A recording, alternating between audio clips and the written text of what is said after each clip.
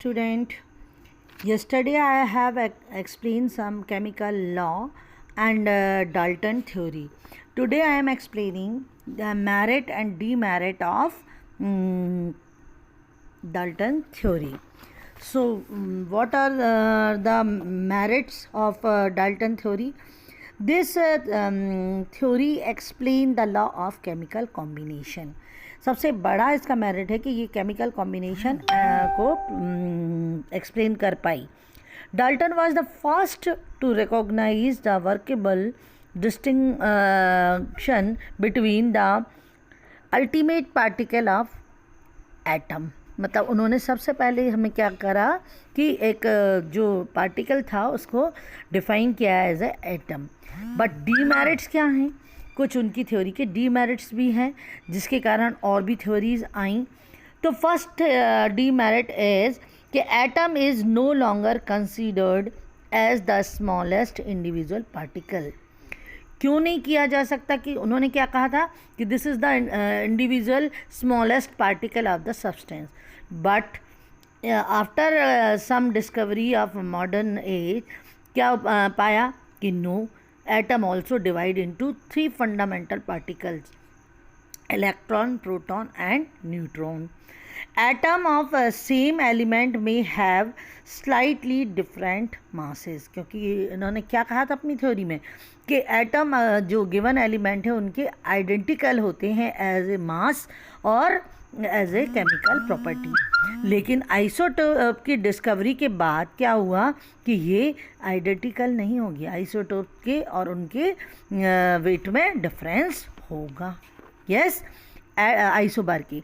Yes, इसके बाद atom of different element में हैव द सेम मासेस. ये कहा उन्होंने कि केमिकली सेम होंगे. इससे ये आइसोटोप ने रिफ्यूज़ कर दिया. और मास के अकॉर्डिंग आइडेंटिकल होंगे, मतलब सेम होंगे. कि अगर जैसे हाइड्रोजन का कार्बन का आपने एक एटम लिया तो दूसरा एटम भी उतने ही वेट का होगा उन्होंने कहा. बट उसकी जो आइसोबार हैं वो क्या होंगे? Heavier than the mean. तो ये भी वो हो गया, एक डीमेरिट था. The ratio in which different atom combine to form compound में be fixed and integral but may not be simple. Clear? These are the demerits of the Dalton theory. अब आता है what is atom. Atom क्या है? What is atom?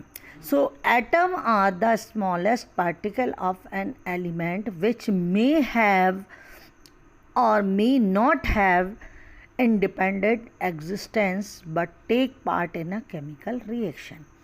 अब आप कहोगे कि जब ये यहाँ पर चेंज हो गया कि electron atom is not a smallest particle, electron proton और न्यूट्रॉन भी है. बट केमिकल रिएक्शन में इलेक्ट्रॉन प्रोटॉन न्यूट्रॉन इंडिविजुअली अकेले कि हाइड्रोजन का इलेक्ट्रॉन, इसका प्रोटॉन, इसका न्यूट्रॉन, ऐसे पार्ट नहीं ले सकते. केमिकल रिएक्शन में सबसे स्मॉलेस्ट पार्ट जो लेगा वो है atom. Yes, size of atom क्या होती है? Atom are very very small ना. देयर रेडियस इज मेजर्ड, ये कितनी होती है? नैनोमीटर में ले रहा हूँ कि 10⁹ यानी 1 नैनोमीटर होती है. क्लियर? अब आता है modern day symbol of atom. कुछ एटम थे जिनके मॉडर्न सिंबल दिए इन्होंने, डाल्टन ने, है ना. जैसे हाइड्रोजन को इस सर्किल के अंदर डॉट रख के, कार्बन को कार्बन कलर के सर्किल से, ऑक्सीजन को ब्लैंक सर्किल से, है ना, फास्फोरस को, सल्फर को. बट जो ये दिए थे जे बर्जीलियस ने, बस और these define as a short hand representation of the element. But अब क्या हुआ? लेकिन ये ज़्यादा सक्सेसफुल नहीं हुए. और बिगनिंग में जो एलिमेंट थे उनको हम क्या करते थे कि कहाँ डिस्कवर हुए हैं, कहाँ फाउंड हुए हैं, उसके बेस पर उनका नाम रख देते थे। बट जो international union of pure and applied chemistry IUPAC है, अब उन्होंने ही नेम एंड सिंबल प्रोवाइड करना शुरू करें। मतलब अथेंटिक वही माने जाएंगे जो IUPAC आपको देगा। यस तो कई हैं जिनके फर्स्ट लेटर और सेकंड लेटर को हम लेते हैं, लाइक क्लोरीन है ना। क्लोरीन में CHL आता है ना, क्लोरीन में तो CL। जिंक में ZN, जिंक का स्पेलिंग क्या है ZINC, तो उसमें ZN ले लिया। Aluminium, but not for all, कुछ के हम लैटिन नाम देखते हैं, जैसे आयरन।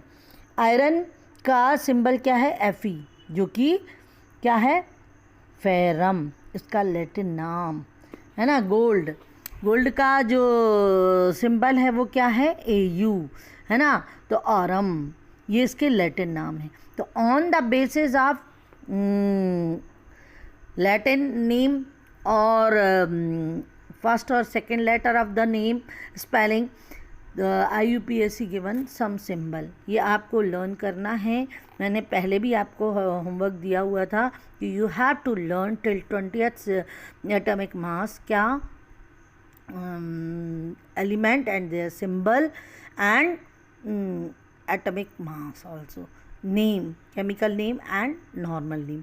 तो ये एलिमेंट कुछ दिए हैं, मैं आपको क्लिक भेज दूंगी इसका, कि एल्यूमिनियम का AL, आर्गन का AR, बेरियम का BA, बोरान का B है ना। अब देखो B के कितने सारे हो गए।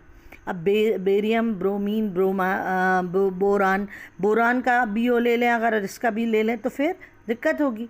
तो इसलिए बेरियम का BA, बोरान का B केवल, ब्रोमीन का BR, calcium, carbon, chlorine, chromium, cobalt है ना। जैसे N से ही कितने सारे, नियॉन, नाइट्रोजन है ना। तो ये इनके सिंबल हैं, ये आपको लर्न करना है। अब आता है एटॉमिक मास, एटम का मास। So according to Dalton each element has characteristic atomic mass, हर एलिमेंट का अपना मास होता है।